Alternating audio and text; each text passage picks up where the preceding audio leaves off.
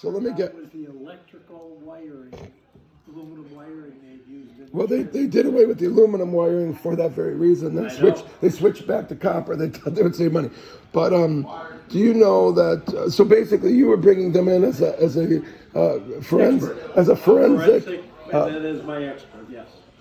Because if you could prove, well, We you did. could subrogate, or in some cases, maybe you ended up finding arson or who knows what. They never found arson, but the aluminum wiring in the trailers, that was a biggie.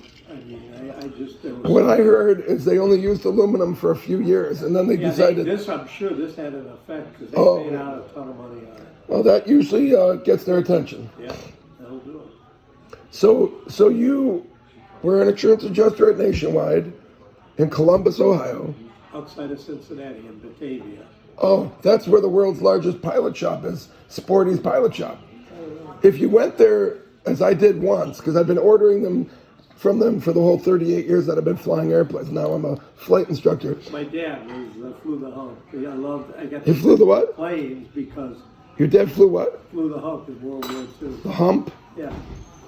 The Himalaya Mountains, Asia, That was called the hump. the Hawk, you got it. I'll just have the usual, the French French toast. No, With back then, bacon. radar Oh no, was- with sausage and Radar coffee. was crap. 2 or 4 sausage. 4.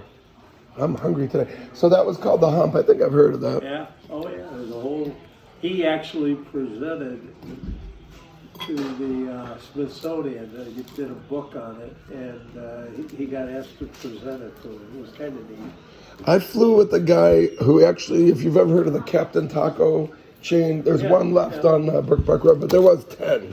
The guy who founded it, Ray, with his wife, and even after the divorce, they still had a number of them. He flew a nuclear bomb during, Oh, wow. what was it, what was Kennedy, Kennedy and the Khrushchev and he said that there was instructions in a sealed envelope. Like they didn't even know where they were to drop those nuclear bombs. But I mean, they stayed airborne Yep, I got it. forever. I mean, they just kept refueling, and part of the nuclear triad that they made fun of Trump because he didn't know what that meant. The nuclear triad is the 3 separate ways that you can deliver nuclear weapons: by air, by nuclear submarine, and by the missile silos, which I think. One of my buddies, he served on nuclear stuff. He still can't talk about it. They're sworn I mean to ask. I've got a guy who teaches aerobatics, and I've done some barrel rolls and stuff, very illegally, I might add. When you're doing those in a plane that's not certified for that, that's the first law you're breaking. When you're doing it without a parachute, that's because anything beyond a 60-degree bank. I mean, I trusted him. He taught aerobatics. He became type rated in a Boeing 740, a cargo Boeing 747 at age 24, I think, which is, I'm not sure if that's a world record, but it's pretty much unheard of. Usually you're Merry Christmas. Happy holidays. Stay safe, okay? Thank you. Take care.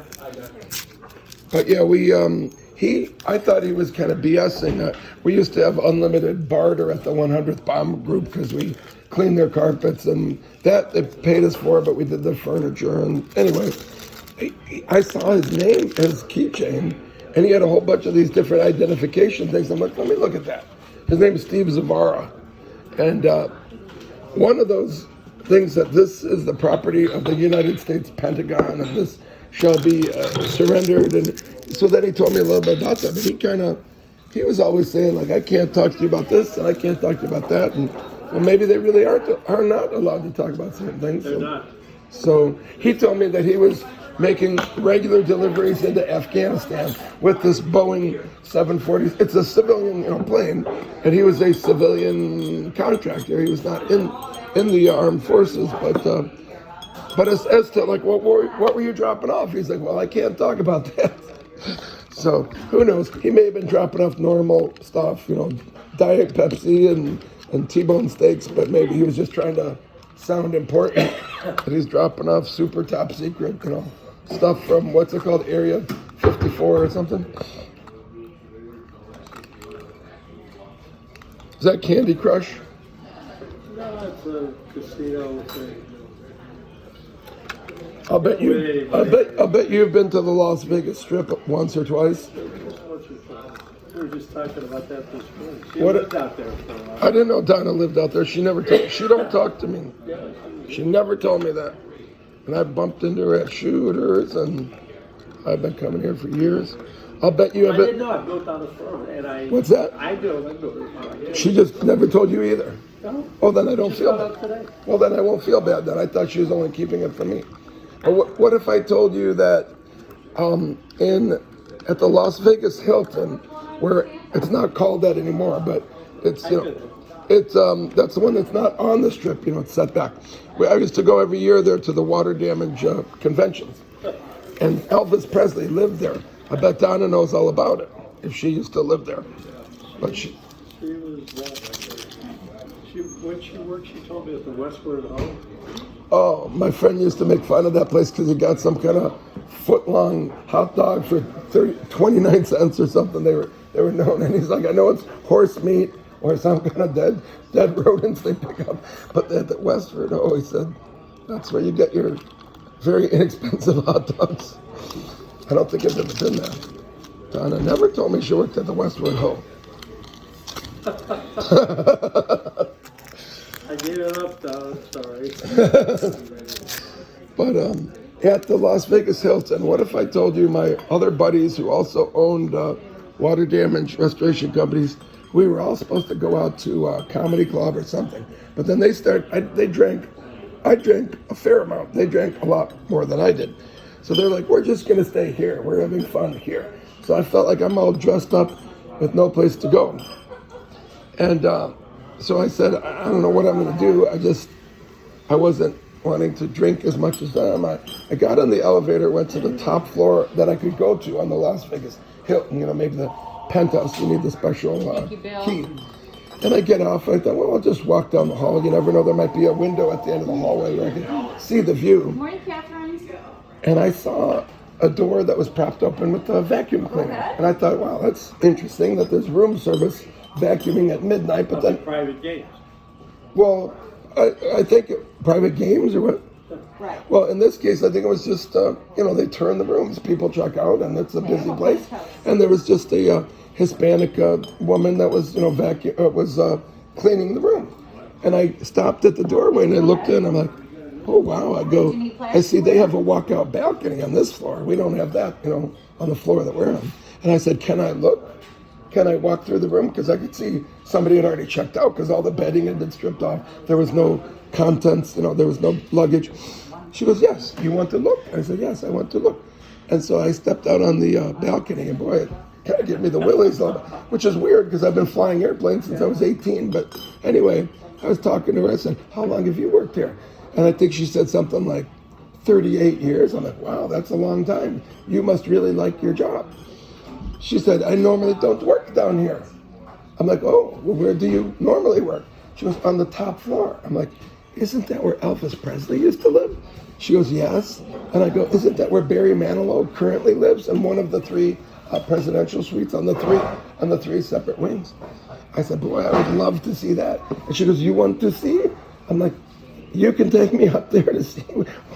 She goes, well, I'm not supposed to, but I said, hold on a second. I called my friends and I said, listen, Enzo, my buddy Enzo did the $7 million cleanup at the Cleveland Stadium, if you recall, about 12 or 14 years ago during the Kenny Chesney concert. Did you hear about that one? $7 million cleanup. You don't hear, I bet you didn't get too many of those when you were at Nationwide. About 5-10 minutes. Is that I'm sure you okay? got some $1 million and some $2 million, but $7 million, those don't come around all the time. Bye-bye. So I called Enzo and I said, I don't care what you're doing, where you're at, you got to drop what you're doing. I've known you since 7th grade. Just come to the 29th floor. Don't ask any questions. I'm going to hang up the phone and I want to see you here in the next 3 minutes or 4 minutes. The home prize. And he did with a couple other guys. And this woman said, I can get in trouble for this. We don't want the Tips her security. well? Well, she wouldn't take a tip, but we shoved it in her pocket. But anyway, we get on the elevator, we get up there. I think it's a 10 7,000 square foot hotel suite. If I'm not mistaken, it's 10. My office warehouse is 7,500. So I was telling some of my guys this story a couple days ago. I'm like, this entire place would fit into this hotel suite. There's chandeliers, there's fireplaces. Elvis Presley, as I said, for years and years lived in one of them, and now Barry Manilow is living there because he's performing there. But there's 3 of them, and I heard they rent out for, I don't know, what, I'm sure whatever they could get, possibly $50,000 for one night, who knows. But they're the most amazing part of it, and I got this on videotape since, actually I had seen it now twice. The second time I step out onto the pool area, because there's a private swimming pool on the roof. That's part of, if you pay $50,000 a night, that's what you get. You get your own swimming. It's not an Olympic-sized pool, but it's a very nice pool with grass, super low-cut grass, like at a golf course that goes around. I'm like, when I saw that, I'm like, where's the lawnmower? Who cuts the grass? How do you get a lawnmower up there? Where do they keep the lawnmower? But so I pulled the curtain and I said, just come towards my voice. And then when I swung the sliding glass door open and the curtain, to see the look on his face, I'm like, oh my gosh, you get your own private swimming pool on the roof of the building. And I guess there's 3 of them because there's 3 separate on the 3 wings of the building. I think it takes up the whole top floor of that wing, which would explain why it's 10,000 square feet. So that was something to see. Oh, and you know what? We asked her, so you clean Barry Manilow's room? Oh, wait, I didn't tell you what she said about Elvis. She took care of Lisa Marie. While she was watching cartoons, okay, she said that Elvis Presley tipped her $500 a week. And that's back when $500 was a lot of money. I think she said her salary for doing her work from the Hilton was like $165 or $175, but she got a $500 tip every week from Elvis Presley himself. But while he was performing or whatever, I'm like, what would Lisa Marie be doing? She goes, she watching the cartoons, and she was not just the maid, she was the nanny. Okay, go ahead. And who's picking that I'll up? bet you never met Elvis Presley's nanny, All right, because Mr. I Hunt, did. any plans She must have been for- very young back then. Just that was a long time ago. Sure, for the French toast. Okay. But I'll bet you saw all kinds of things as an adjuster. What was your specialty as an attorney? I do, right now I do a lot of estate planning, probate. Oh, I got a question about But I estate. do, COVID. I did a lot of personal injury in the years. That's where you make the money, right? Oh, yeah. You stay safe, all right? You, Ernie Fisco is an attorney. Who? Ernie Fisco, but he owns AAA Plumbing, AAA Pipe. His dad has the patent on the first electric sewer snake, but he maintains his law license as well as his master plumbing license. But in Cleveland, on Bessemer, what was I going to ask you? There was a time I used to, for some reason, I've had a few people, including Steve Jobs' original partner, who's 86. He's probably older than you. He told me, what is your extreme fascination with how much money people have or whatever? I'm like, I don't know. I just thought it was interesting to look at the Forbes 400 list. I don't think I'm ever going to be on it, but I just, some people like to find out what Kim Kardashian's wearing. I barely know who she is, or I wouldn't care what she was wearing. If she walked in here naked, I probably would, be interested in that, but I don't really care what she's wearing. And I said, anyway, there were 3 billionaires in the state of Ohio back. I'm sure there's a lot more now, but is this okay that I slid down a little bit? Go ahead. Talk to my new friend who said, I told All him, your stuff? yes, I think, well, yes, it is actually, yes. I guess that's even my water. I don't even remember taking a sip of it, but I must have. You wouldn't have served me a half a glass of water, would you? There you go. I said, Donna never told me that she worked in Las Vegas. And he's like, I didn't find out till today, so then I don't feel bad.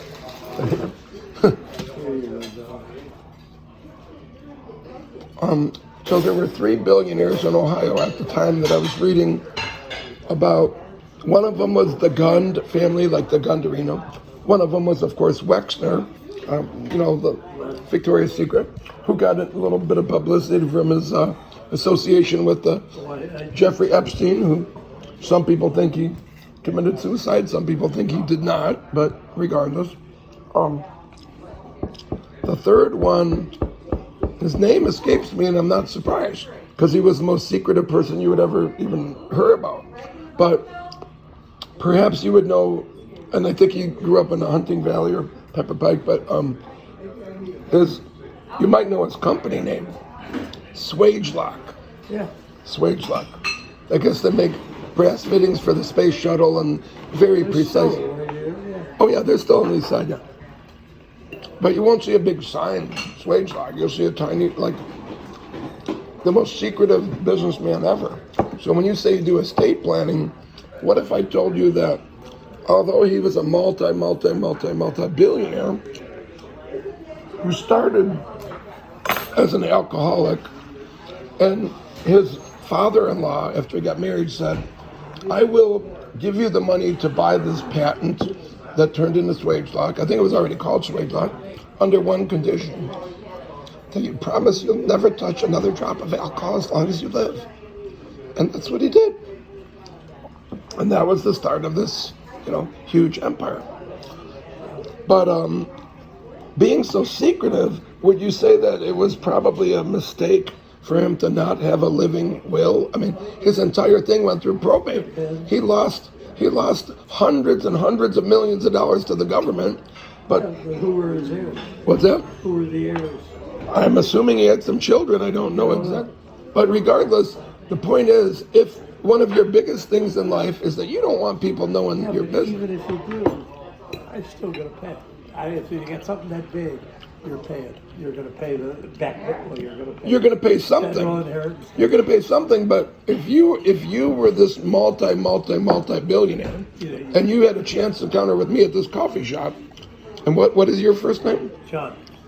John? Yeah. My brother's name was John. But he died. But my name is Joe. Okay. And so again, if you had a chance to encounter with me, and if I was like you, a financial estate planner, what if I said, you could save hundreds of millions of dollars in taxes, and more importantly, because if you had 10 or 20 billion, what's 100 million in taxes? I mean, who cares at that point? What could you possibly buy, or what could you not buy if you had 100 million less? But the more important thing for him was he was the most secretive person who just did not want other people to know his personal business. But when you have to go through probate, correct me if I'm wrong, that's public. You're airing your dirty. Like you're thinking. You're airing your dirty laundry for the entire world to see. Not like you're thinking. It's not? Really. Nobody looks at those records. Well, that's true. People aren't. Well, I guess you could though if you wanted to.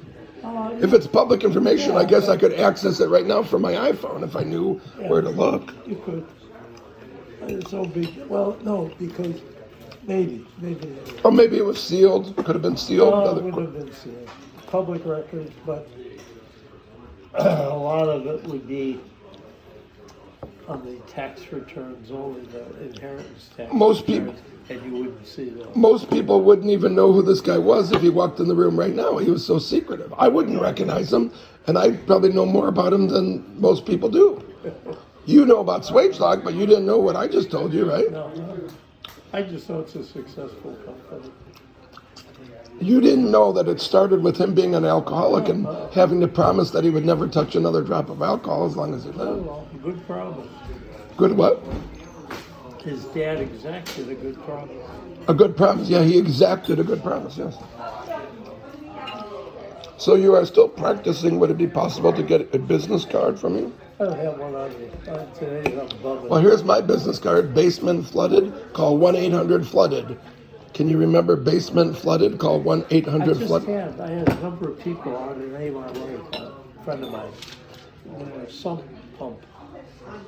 But man, the house is 4 years old, and a number of them in the development, they used some kind of a cheap sump pump.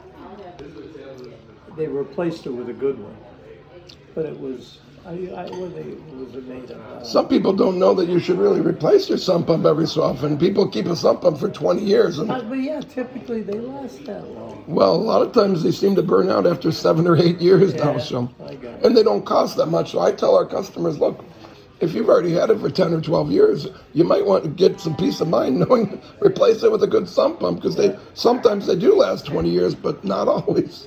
And they don't cost $5,000 like a big screen TV. What do they cost? $500? Not even. I agree. And it'll keep your entire finished basement from having nationwide insurance have to pay us, $16,000 to. I had a leak in my building. Pipe stacked up, whatever they did. It was, they spent, I'm with a really good company. Let me guess. Frankenmuth. Oh, they're the top. Correct me if I'm wrong. Frankenmuth, Safeco, Fireman's Fund, USAA, if you happen to be in the military. But they spent $50-some thousand drying up the files. They sent them out to be, They put them in a vacuum chamber, dust. Whatever they did. My friend in Minneapolis has a bunch of them. We don't really deal with contents much, but we probably should because there's huge money in it. So I was amazed at the cost. So your files for your law firm, Yeah. $50,000. Clean to dry. Do you think about 45,000 of that was profit? Do you think? I'm serious. No, it's all labor intensive, really, I think. You put it in the machine. If you had a Bible, there's a company that does These are old closed files, closed files. You can throw them in the but you dumpster. can't afford to do that. Throw them in, yeah, you'd have to shred them all. Yeah, but wow. Now, what's your? I have a photographic memory. What is the? If my phone number is basement. Wait, what is my phone number? Flood. What did you say? Flood? I said flood. No, that's not 10 digits. Flooded. When I was in Turks and Caicos, these guys were in the ditch. They were in a ditch working, and I'm videotaping the Extreme Beauty. And they said, what do you do in America? I said, I work with water too. I said, can you say basement flooded? Call 1-800-FLOODED. Well, I don't think they have 1-800 numbers. I don't think they have 1-800 numbers. So they said, basement flooded, call 1-100, because they know what a $100 bill is. All right, well, what's your... oh, well, do you know where the Per Cup Cafe is? Yeah. Well, do you know the industrial... Well, yeah, by Pookers, yeah. Pookers is on one end of the Well, yes. street, we're on the other end. Well, let me ask you a question. Across from the Per Cup Cafe, there's an industrial park, right? And that's Carl Street. Yeah. And we're at 280 Carl Street. Where you see the green bus, that's our party bus. We are, in other words, if I look out my window like this, if I look out my window, there's the Per Cup Cafe. So what is your law firm called then? Wargo and Wargo. How do I spell Wargo? W-A-R-G-O? Right. Wargo and Wargo. Oh, there's your business card. My business card is Wargo and Wargo. And what's my phone number? Flooded. Thank you. Merry Christmas. All right. Nice meeting you, Mr. Wargo.